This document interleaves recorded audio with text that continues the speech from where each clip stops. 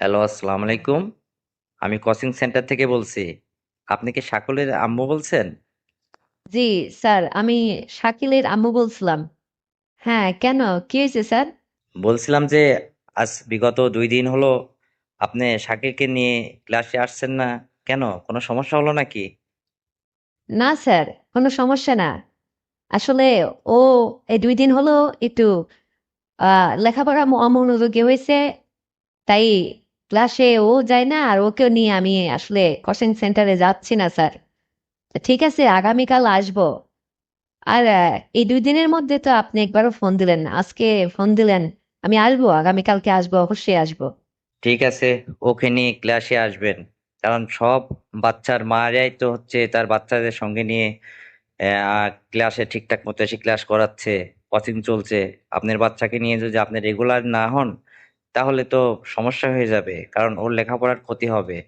আর আমি চাই না যে আমার স্টুডেন্ট যারা আছে এদের কোনো লেখাপড়া কোনো ক্ষতি হোক বা কোনো বাচ্চার রেজাল্ট খারাপ হোক, এটা তো আমি চাই না। আর আমার কাছে কোচিং করলে যদি লেখাপড়া ওর খারাপ হয় তাহলে তো আমার বদনাম হবে, তাই না?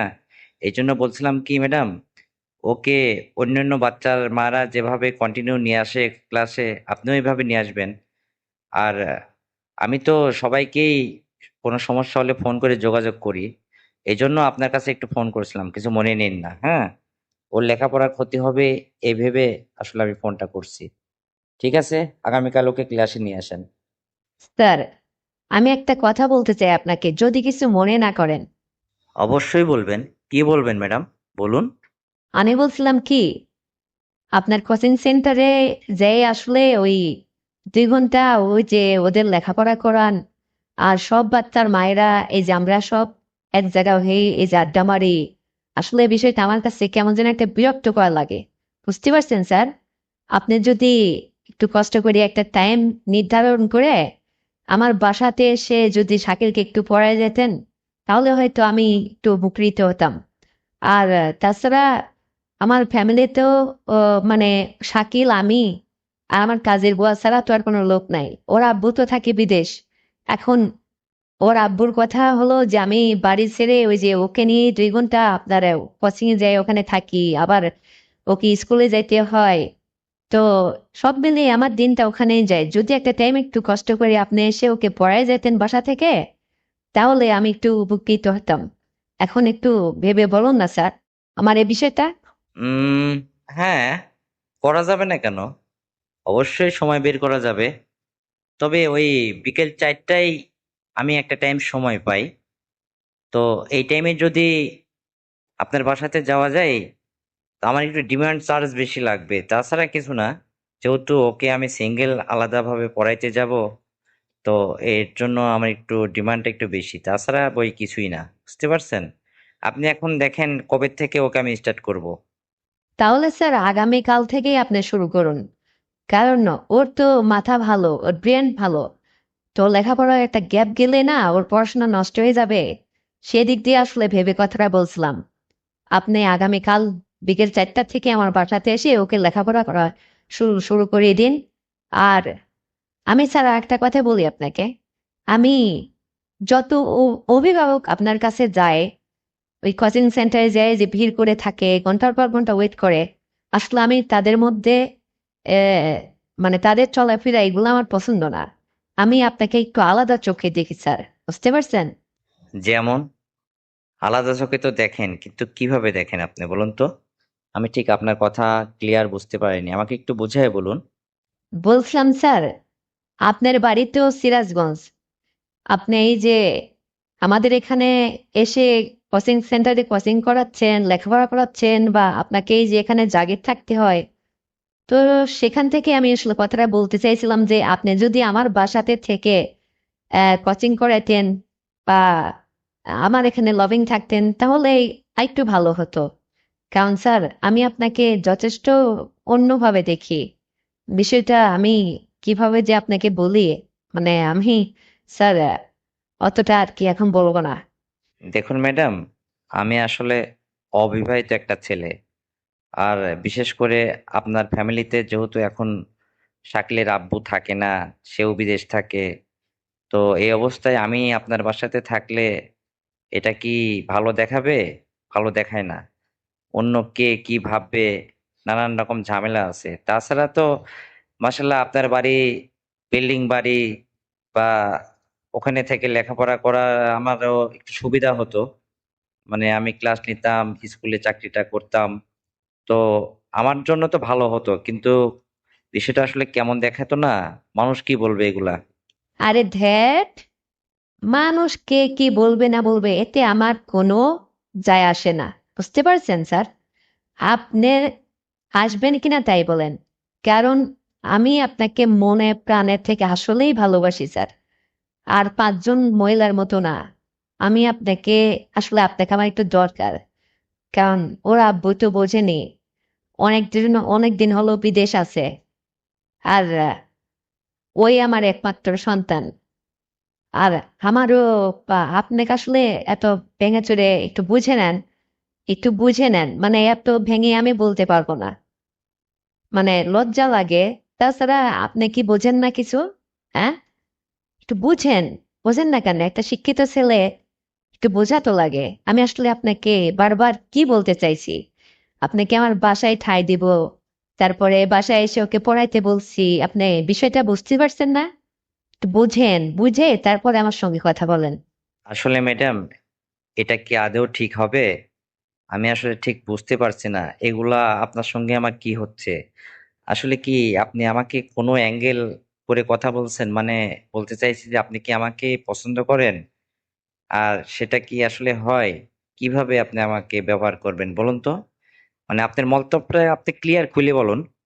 তাহলে আমি বুঝতে পারবো বা আপনাকে বলতে পারবো। কারণ আমি সাহস করে আমি তো আপনাকে কিছু বলতে পারছি না। যেহেতু আপনি একটা মেয়ে মানুষ। কিভাবে আমি আপনাকে কোনো অফার করব বা বলবো?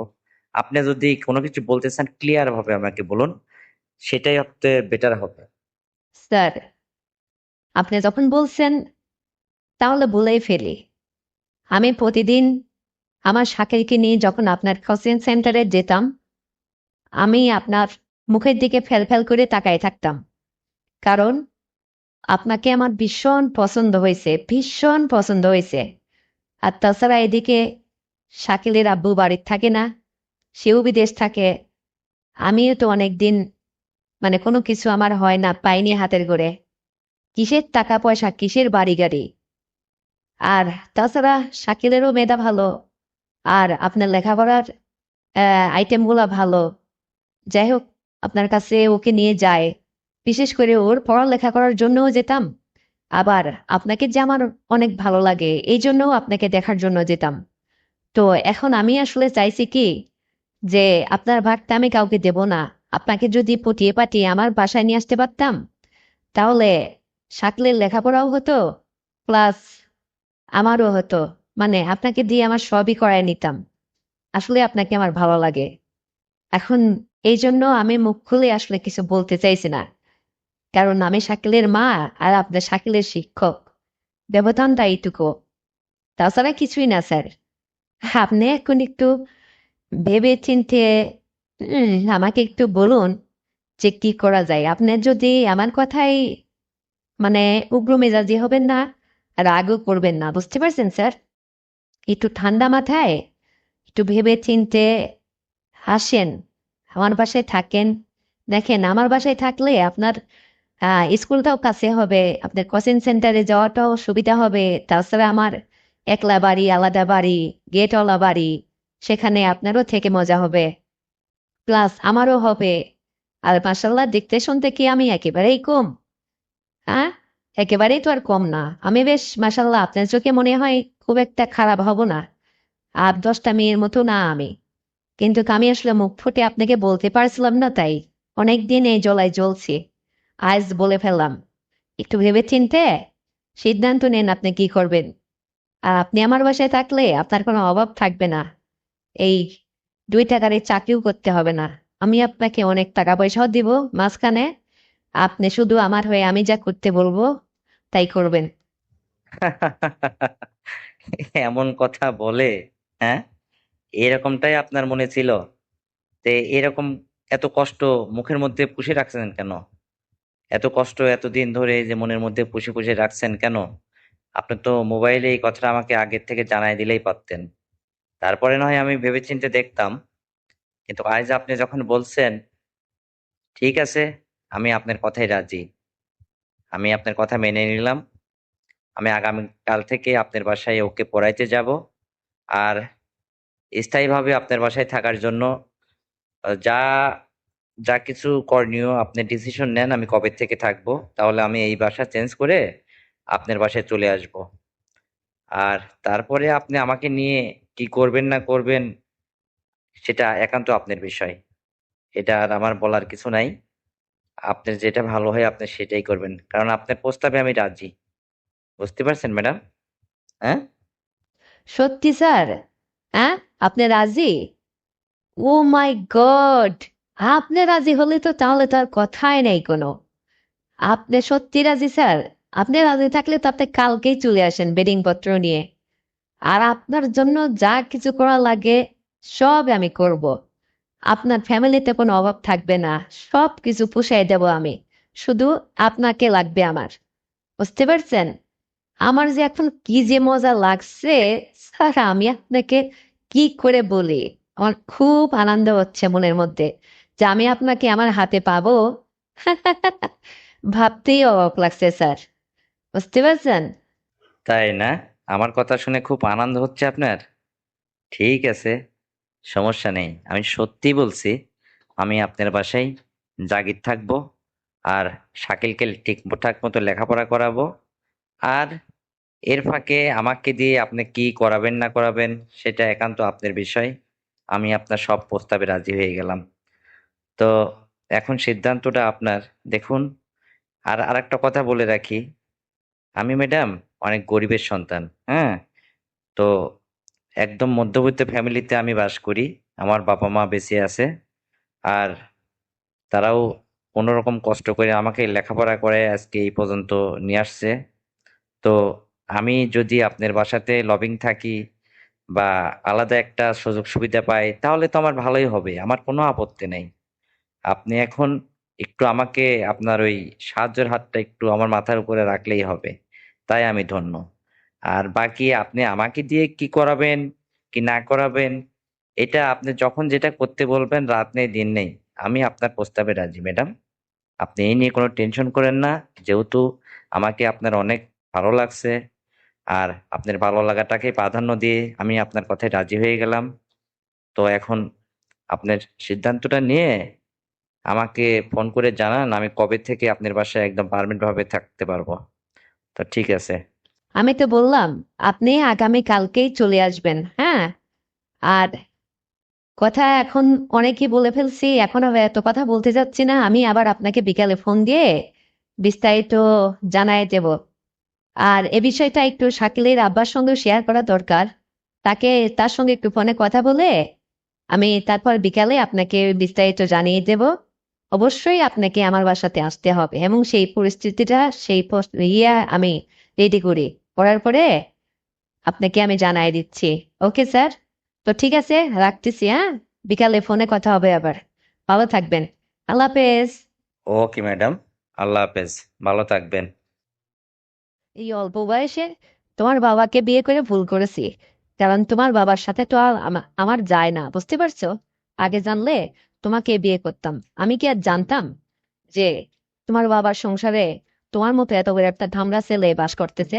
হুম? এটা যদি জানতাম তাহলে তোমার উপরেই একটা আমার সুযোগ ছিল। কিন্তু কপালের কি দশা। আচ্ছা যাই হোক, শোনো বাবা, তোমার বাবাও তো চাকরিতে গেছে, তুমিও তো চিটাগাং গেছো। তো তোমার বাবা তো বাসায় নেই, তুমি কি ফিরবা বাসায় অতি দ্রুত? তখন আমার ছেলে বলে যে হ্যাঁ আম্মু, আমি খুব দ্রুতই চলে আসছি। আর বাবা তো যেহেতু আসছে 1 মাসের আগে তো আর বাড়িতে ফিরবে না, ততক্ষণে আমি বাড়িতে যেয়ে সেরে আসবো। তখন আমি বললাম যে হ্যাঁ, এটাই একটা সুযোগ যাই, তুমি দেরি না করে দ্রুত চলে আসো। কারণ তোমার বাবার আসতে এখনো 1 মাস সময় আছে। এই 1 মাসের মধ্যে 2-4 দিন তুমি এখানে থেকে যাও। কারণ তোমার বাবা থাকলে তো আর তোমাকে আমি হাতে পাই না। বুঝতে পারছো? তখন আমার সৎ ছেলেটা বলে যে ঠিক আছে আম্মু, আমি আসছি, তুমি কোনো টেনশন করো না। আর এটাই একটা সুযোগ যায়, সুযোগকে কাজে লাগাতে হবে।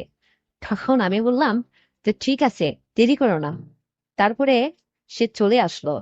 আসার পরে মানে সে 3 দিন আমার সঙ্গে যাই হোক মানে একটা সুযোগ পেয়েছিল তো যথেষ্ট করা করলো, কিন্তু তারপরে হঠাৎ ওর বাবা ফোন করছে বাড়িতে, বাড়িতে ফোন করে বলে কি যে বাড়িতে কি আমার ছেলে গেছে নাকি, ওকে তো ফোন করলে ও এটা সেটা বলে।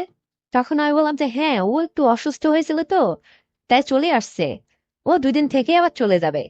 তখন ওর আব্বু বলে যে কেন, এই কয়দিন আগেই ও আসলো আর এর মধ্যেই আবার ও বাড়িতে ছুটিতে চলে গেল, মাঝে মধ্যে এরকম যায়, ব্যাপারটা কি? আমি তো ঠিক বুঝে উঠতে পারছি না। তখন আমি বললাম যে এই তুমি কেমন ছেলের বাবা, ছেলের উপরে তোমার বিশ্বাস নেই? তুমি এই ছেলেকে সন্দেহ করো? ছেলে অসুস্থ হয়েছে, বাড়িতে চলে আসছে, 2-4 দিন একটু রেস্ট নেবে, তারপর আবার চলে যাবে, এতে সমস্যা কোথায় তোমার? আর এরকম কথা বলো কেন? তোমাদের বাবা বেটার মধ্যে কি বিশ্বাস নেই নাকি? আমি কিছু বুঝি না। তখন ওর আব্বু বলে যে ঠিক আছে, আচ্ছা, ও সুস্থ হলে ওকে পাঠিয়ে দাও। আমি একটু খোঁজ খবর নিতে যেয়ে দেখলাম যে ও বাড়িতে গেছে, তাই একটু ফোন করছিলাম। আচ্ছা, সমস্যা নেই। তখন যাক, এই ঝামেলাটা তো গেল। তারপরে আমার সৎ ছেলে 3 দিন না 4 দিন থাকলো, থাকার পরে মানে আসলে ওর বয়সটা আর আমার বয়সটা একদম সমবয়সী। মানে আমারও আগে বিয়ে হয়েছিল একবার, সেখানে আমার স্বামীটা দুনিয়া ছেড়ে চলে গেল, পরে দ্বিতীয় স্বামী হচ্ছে ওর বাবা হলো। আর আগে কি জানতাম যে আমার এই হাজবেন্ডের এত বড় একটা ছেলে আছে? আমি যদি জানতাম তাহলে তো ওর বাপকে না করে ওকে বিয়ে শাদী করতাম। কিন্তু কপালের আসলে দশা এটা, বুড়ো মানুষের ঘর করতে হবে, তাই এই পথ আমাকে বেছে নিতে হচ্ছে, কারণ ওর বাবা কি দিয়ে আমার হয় না আসলে। ওর বাবা মুরব্বী হয়ে গেছে তো, মানে আমার সঙ্গে সে তাল মিলিয়ে সংসার করতে পারে না। আমাকে আসলে আমার কোনো কিছুই হয় না। তো এইটা আমি ভাবতে ভাবতে একদিন ঠিক করলাম যে এটা করা যায়, যেহেতু তার ছেলেটা তো অনেক বড় হয়ে গেছে, আর তাকে দিয়ে যদি আমি টোলালাই বলে, আমি তো আর আপন মা না, সৎ মা, সমস্যা কোথায়? এখানে কোনো সমস্যা নেই। তো সিদ্ধান্ত নিয়ে তার সঙ্গে দিনের পর দিন মানে ভাব শুরু করলাম, কথাবার্তা মানে রোমান্টিক, খুব সুন্দরভাবে তার সঙ্গে এই সমস্ত একটু একটু করে তাকে আকর্ষণ দিতে লাগলাম। কিন্তু দেখি যে না, সেও আমার তালে তাল মিলিয়ে সুন্দরভাবে আমার সঙ্গে এইভাবে সায় দেয় কথায়, মানে সে রাজি। আর এইটা আমি আমার কাছে মানে খুব আনন্দের একটা বিষয় গেলো যে যাক, জীবনটা তো আর একদিনের না, যে কদিন আসলে সম্ভব হয় আমার সৎ ছেলেকে দিয়ে না হয় আমি আবার অভাবটা পূরণ করে নেব। তো সে তাকে আমি মাঝে মধ্যে যখনই এইভাবে কল করতাম, ডাকতাম, তো সে আসতো, এসে বলে কি যে কেন যে তুমি এই ভুলটা করছো, আমাকে বলে যে আম্মু তুমি কেন এই ভুলটা করছো, এই ভুলটা তুমি করার আগে একবার ভাবছিলে না, আমার ফ্যামিলির খোঁজ খবর কেন নিলা না তুমি? যদি একবার খোঁজ নিতে তাহলে তো আমার খোঁজটা পাইতে যে এই ফ্যামিলিতে মানে বিবাহযোগ্য একটা ছেলে আছে, তাহলে তুমি আমার সঙ্গে এরকম করতে, কারণ তুমি দেখতে শুনতে এত সুন্দর, চেহারা রূপ তোমার, আর তুমি এই এই বয়সে এসে আমার বুড়ো বাবাকে বেছে নিলে। তো যাই হোক, আসলে কপালে থাকলে মানে ঠেকাই কে, এটা তোমার কপাল দশা। তো যাই হোক, তুমি যতদিন আছো অতদিন তো আর আমার বিয়ে শাদী করতে হবে না, মোটামুটি তোমাকে দিয়ে যাই হোক আমার জীবনটা তোমার আদর্শ আগে, মানে আমার জীবনটা আমি পার করে দিতে পারবো যতদিন। আর আমার বাবা যদি একসময় অচল হয়ে যায়, বুড়ো হয়ে যায়, কর্মহীন হয়ে যায়, তখন তো তোমাকে আমার এই সংসার থেকে চলে যেতে হবে। তখন নয় তোমার দায়িত্বটাও আমি নিয়ে নেব, সমস্যা কোথায়? তুমি আমার সংসারে থেকে যাবে। তখন আমি বললাম যে বাহ, এত সুন্দর আশ্বাসের কথা, তাহলে তো আমার আর এই সংসার ছেড়ে কোথাও যেতে হবে না, খুবই ভালো কথা তো। তখন আমি বললাম যে তুমি আজকে বড় একটা টেনশন থেকে আমাকে বাঁচালে, কারণ আমি ভাবতেছিলাম যে তোমার বাবার সংসারে আর কতদিনই বা থাকবো। তোমার বাবা যদি সেও বুড়ো হয়ে গেছে, দুনিয়া ছেড়ে যায়, তাহলে তো আবার আমার এই সংসার ত্যাগ করে আবার নতুন কোথাও চিন্তা ভাবনা করতে হবে। কারণ এক ঘর মেরে আসছি, এখানে তো আর আহ এটা হচ্ছে দ্বিতীয় ঘরে, এখান থেকেও যদি আমার জীবনটা কপাল দশা হারিয়ে যায় তাহলে কত সমস্যা, কত চিন্তা ভাবনা।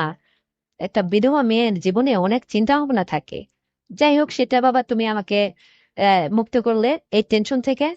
আমি তোমাকে মানে যা কিছু উপহার দেবো নিজের মন থেকে উজাড় করে দেবো, তোমার যেমন খুশি, যত খুশি আমার কাছে তুমি যা চাইবা, যেভাবে তুমি করতে চাও আমি সেভাবেই তোমাকে দেবো। তোমাকে খুশি করার জন্য আমি থাকলাম। তুমি শুধু আমাকে একটু সাপোর্ট করো বাকি জীবনটার জন্য, বুঝতে পারছো? তখন আমার ছেলে বলে, আরে আমি যদি এখন প্রস্তাবে কোথাও কোনো মেয়েকে বিয়ের অফার করি, তো সেই মেয়ের চেয়ে তুমি হাজার গুণ সুন্দরী, হাজার রূপবতী। আসলে কপালের দশা, তাই তুমি আমার বুড়ো বাবার সংসারে এসে পড়ছো।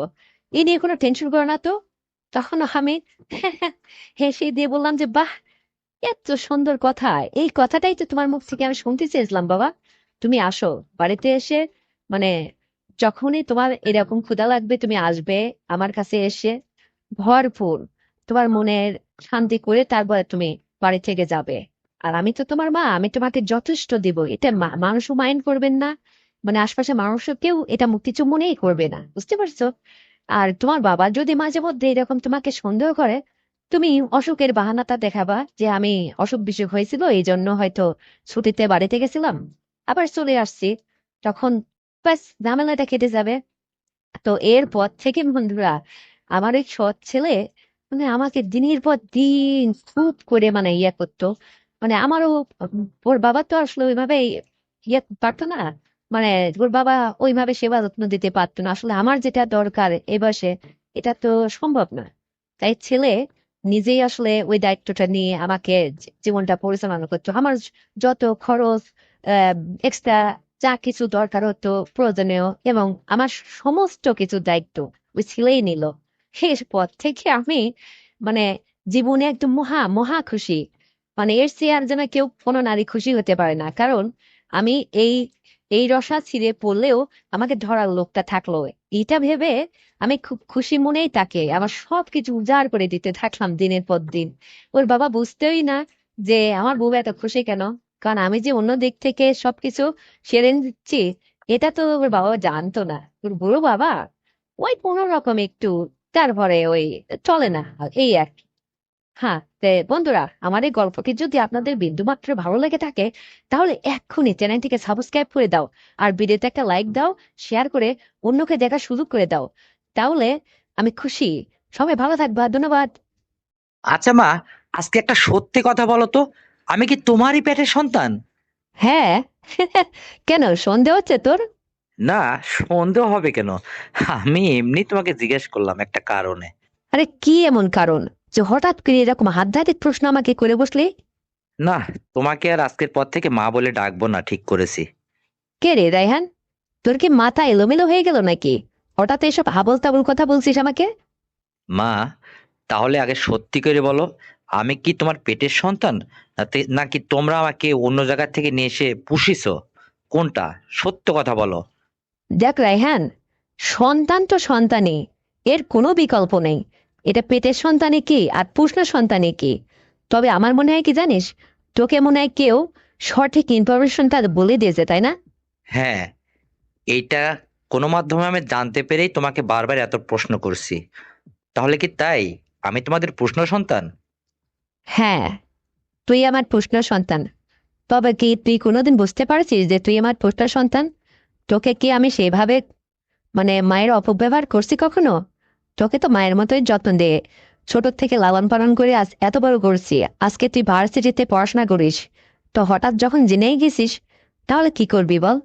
আচ্ছা, বাবা তো মারা গেল, কিন্তু সত্যি করে বলো তো, তোমার কি সমস্যা ছিল যে কোনোদিন তোমার সন্তানাদি তোমার পেটে হলো না? বাবারে, এদিকে তোর বাবাও দ্বিতীয় অক্ষম ছিল, এদিকে উপর আল্লাহর হাতের সবকিছু। মানে চাইলেই তো সবকিছু হয় না, কারোর আশা পূরণ হয়, আবার উপর আল্লাহ কারোর আশা পূরণ করে না। এটাই তো বিধির খেলা, তাই না?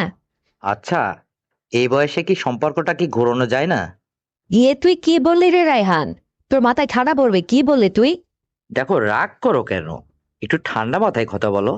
আমি চাইছিলাম যে কোনোদিন তোমার সন্তানাদি হয়নি, এইটা যদি তুমি আমাকে ব্যবহার করে পূরণ করতে, অবশ্যই তোমার সন্তানাদি হতো।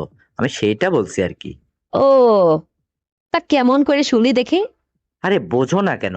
বাবা যেভাবে ইতিপূর্বে চেষ্টা করে গেছে, সেভাবে আমি একটু ট্রাই করতাম। আচ্ছা রায়হান, তুই কি সুস্থ আছিস নাকি অজ্ঞানে কথা বলছিস? আমি তো কিছুই বুঝলাম না, কি সব বেরোচ্ছে তোর মুখ দিয়ে? দেখো, আমাকে ছোট থেকে অনেক বড় করছো তুমি, লেখাপড়ায় সুশিক্ষিত করছো। আর আমারও কিন্তু একটা দায়িত্ব আছে তোমার প্রতি। বাবা ইতিপূর্বে তোমাকে যেভাবে চেষ্টা করে গেল, আমি ঠিক সেভাবে একটু ট্রাই করে দেখতাম। অবশ্যই হতো, কারণ এখানে বাবারই দোষ ছিল। আমি জানি তোমার কোনো দোষ ছিল না। আর তুমিও হুষ্টপুষ্ট নাদুস নুদুস কোল ভরা মা। তুমি তো দারুণ চেহারা, সুন্দরী, একদম সুন্দরী। তুমি আর ৫টা মেয়ের মতো নও। আর আমি চাই কি, ইতিপূর্বে তোমার আর কোনো সন্তানাদি নেই, এক আমি ছাড়া। তো আমাকে নিয়ে তুমি যদি বাকি জীবনটা পার করতে, সেইটা আর কি।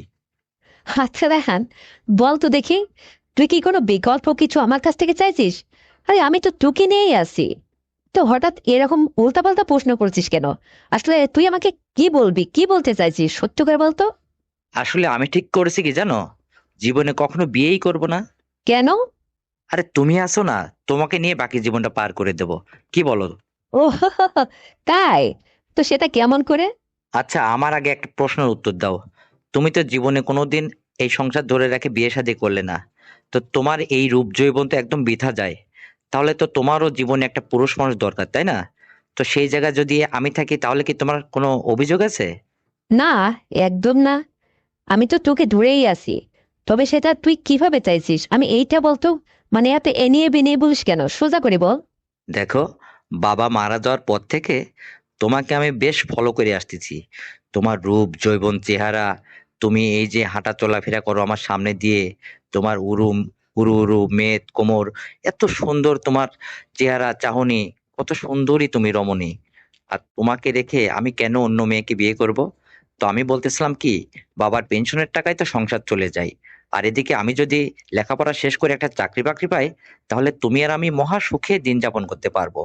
আর আমি জীবনে কখনো বিয়েই করব না, যদি তুমি আমাকে সেই সুযোগটা দাও আর কি। তোমার কোনোদিন সন্তানের অভাব হবে না, আমি বছরে বছরে একটা করে সন্তান দেব। তুমি তো বাবার কাছ থেকে জীবনে কিছুই পাইলে না, তাই তো আমাকে পুষেছো, তাই না? তুই কি সত্যি আমাকে সন্ধান দিতে পারবি? হ্যাঁ, তুমি যদি চাও, একবার ট্রাই করে দেখোই না। আমি জানি 100% হবেই। মোর জ্বালা। আচ্ছা রেহান, তাহলে তুই বাড়িতে কবে আসছিস আগে তাই বল। আরে আমি তো তোমার কথার অপেক্ষায় চেয়ে আছি। তুমি যদি বলো, আমি আজকেই রাতে ট্রেনে গাড়িতে উঠবো। বলো না। রায়হান, সত্যি কি তুই আমাকে পছন্দ করিস? মানে আমার সমস্ত কিছু দেখে কি তোর ভাল লাগে, পছন্দ হয়? কিছু করতে মন চায় তোর? দেখো, আমি যেদিন থেকে জানতে পেরেছি যে আমি তোমার পোষা সন্তান, সেদিন থেকেই ঠিক তোমাকে নিয়ে আলাদা একটা চিন্তা ভাবনা করা শুরু করছি। তোমাকে জল্পনায় কল্পনায় অনেক কিছু চিন্তার পাহাড় বাঁধছি। তোমাকে নিয়ে সংসার করব, তোমাকে নিয়েই করব, সেই করব। বুঝতে পেরেছো? কিরে রেহান, তলে তলে এত দূর? হ্যাঁ, বলিস কি? আমাকে নিয়ে এই সমস্ত চিন্তা ভাবনা তোর কবে থেকে আসলো? আর এতদিন বলিসনি কেন রে? আমি তো অনাহারে আছি। আমি কি করে যে মা হয়ে তোকে এই কথাটা বলে, তুই বুঝিস না এটা? আরে বাবা, আমিও তো তোমাকে বলতে সাহস পাচ্ছিলাম না, তাই তো এতদিন বলতে পারিনি। দেখ রায়হান, এতদিন আমি বেগুনের বর্জায় ছিলাম। তাহলে তুই কি তোর বাবার মতো আমাকে ঠিকঠাক মতো চালাতে পারবি তো? আরে তার সে বেশি না দিতে পারলে আমার টাকা ফেরত যাও। আমি তোমাকে গ্যারান্টি দিয়ে বললাম। তাই নাকি? তাহলে বাবা তুই আজকে টেনে চলে আয় না। আমার আর দর্শ হয়েছে না জানিস। তোর কথা শুনে আমার কি ভালো লাগতেছে। এটা কি শোনালি আমারে? দেখ, আমি কত কষ্টে অনাহারে আছি, দিন কাটাচ্ছি। এটা তো আমি কাউকে বলতে পারি না রে বাবা। আর তুই যখন আজকে নিজের থেকে এটা বলছিস, আর আমাকে দেখে যখন তোর এতই পছন্দ হয়েছে, ভালো লাগছে সবকিছু দেখে, তাহলে আর দেরি নয়, তুই আজকে টেনে চলে আয়। দেখ, কালকে থেকে আমাদের জীবনযাপন উল্টাপাল্টা শুরু, বুঝতে পারছিস? আমি তোর কথাতে খুশি হয়ে তোর সঙ্গে এই যে কথা বলতেছি, আসলে এতদিন তো ছেলে রূপে কথা বলছি, এখন থেকে আর ছেলে নয়। বুঝতে পারছিস, সম্পূর্ণটা উল্টে। কারণ তুই তো আর আমার পেটের সন্তান না। তোর সঙ্গে এটা করা যেতেই পারে, কোনো প্রবলেমই না। তুই শোন, তোর সঙ্গে কথা বলতে বলতে আমার কি হয়েছে জানিস? কেন, কি হয়েছে? নদীতে জোয়ার উঠছে। সবকিছু যেন এলোপাতাড়ি হয়ে যাচ্ছে। তাই নাকি? বলো কি? তাহলে শোনো, আমি কিন্তু আজকেই রাতে ট্রেনে চলে আসতেছি, এখনই আমি সবকিছু গোছগাছ করে নিচ্ছি। তুমি তৈরি থেকো। শোন ভাইহান, তাহলে ওই যে আমার যে কাজের বিটি আছে, ওকে আমি ছুটি দিয়ে দিলাম কিন্তু 1 মাসের। কেন? ওকে ছুটি দিলে রান্না বান্না করবে কে? আরে রান্না বান্না আমি তোকে নিজ হাতে করে খাওয়াবো। আর ও থাকলে আমাদের দুজনের চলাফেরার সমস্যা হবে, বুঝিস না? তোকে তো আমার বাড়িটার মধ্যে যখন একলা পাবো, অনেক কিছু কখন কি তোর মনের মধ্যে চাইবে, নতুন নতুন জীবন শুরু করতে যাচ্ছি, বুঝিস না এটা? আমাদের মধ্যেও খানা খাই ডিস্টার্ব হয়ে দাঁড়াবে। এই জন্য ওকে তাড়াই দিচ্ছি। নিজ হাতে তোকে সবকিছু আদর যত্ন করে খাওয়াবো, বুঝতে পারলি? ও, এই কথা। হ্যাঁ, আচ্ছা ঠিক আছে, তাহলে করে বিদায় করে দাও। আচ্ছা রেহান, তোর কি আমাকে শাড়ি পরে দেখতে ভালো লাগে না সালোয়ার কামিজ পরে দেখতে ভালো লাগে, কোনটা? শোনো, তোমাকে ওই মার্বেল জর্জেট শাড়ি পরে দেখতেই ভালো লাগে, কারণ ওটা পরে থাকলে অনেক কিছু আমি অনুভব করতে পারি, দারুণ লাগে তোমাকে দেখতে, বোঝো না তুমি এটা? আচ্ছা, তুই যখন যেভাবে আমাকে দেখতে চাইবে সেইভাবে আমি তোকে সাজুগুজু করে নতুন নতুন ড্রেস পরে তোকে দেখাবো। তুই যেন খুশি থাকিস, আমাকে দেখে যেন মুগ্ধ হোস, এখন থেকে আমি তাই চাইবো। আসলে তোকে খুশি করাটাই এখন আমার কাজ। আর দেখ, যখন বাড়িতে আসবে আমার সঙ্গে ওইটা করতে যাবে, আমার আসলে এক রাতে 2 থেকে 3 বারের ছাড়া হবেই না। কারণ তোর বাবা ওই একবারেই করে সে আর করতে চাইতো না, মানে তার বিয়েই হতো না, তার শরীরটাই চলতো না, সে অসুস্থই থাকতো। দেখ না, সকালে চলে গেল। আর তুই তো একদম তাগড়া জোয়ান ছেলে আমার। তুই আমাকে রাতে 3 বার 4 বার 5 বার নেই, যখন আমার কাছে চাইবি আমি তখনই তোকে। আরে আমারই তো ভালো, আমি তো চাই যেন সব সময় তোকে দিয়ে রাখি। আর তুই তো চ্যাংড়া মানুষ, তুই তো অবশ্যই পারবি। আর আমি জানি না, তোকে হাতে করে লালন পালন করছি, তোর এটা তো বেশ অনেক মোটা সুন্দর আছে, আমার খুব ভালোই হবে জানিস। এই জন্য তো আমি খুশি, একদম অথুল্ল হয়ে গেছি খুশিতে রে বাবা। তুই তাড়াতাড়ি চলে আয়। আর বাড়িতে আসার পরে আর ছেলে আর মায়ের সম্পর্ক কিন্তু থাকবে না, এটা মনে যেন থাকে, ভুল করেও আর আমাকে মা রাখবে না, তাহলে এটা পাপ হবে। তোকে আমি ডার্লিং বলে ডাকবো, তুই আমাকে সোনা বলে ডাকবি, পাখি বলে ডাকবি, যখন তোর যে ভাষায় ডাকতে মন চাইবে তুই তাই ডাকবি। আর আমি সেটাই মেনে নেব। আমার যে এখন কি ভালো লাগছে জানিস। তুই তাহলে চলে আয়, তো রাখি এখন। আচ্ছা ঠিক আছে, রাখো। কথা বলে সময় নষ্ট করতে চাচ্ছি না, আমি গোছগাছ করে আজকের রাতে ট্রেনে রওনা হব। তো ঠিক আছে, বাই বাই। ওকে, চলে আসো, বাই। তো বন্ধুরা, আমার এই সংলাপটি শুনে তোমাদের কেমন লেগেছে অবশ্যই কমেন্ট করে জানাবে। আর তুমি যদি এই চ্যানেলে নতুন দর্শক হয়ে থাকো তাহলে এক্ষুনি ভিডিওতে একটা লাইক দাও আর শেয়ার করে অন্যকে দেখার সুযোগ করে দাও। আর অবশ্যই সাবস্ক্রাইব করতে ভুলবে না। ততক্ষণে সবাই ভালো থেকো, নিজের যত্নে নিও। আগামীকাল আবার সুন্দর ভিডিও নিয়ে আসছি। আল্লাহ হাফেজ।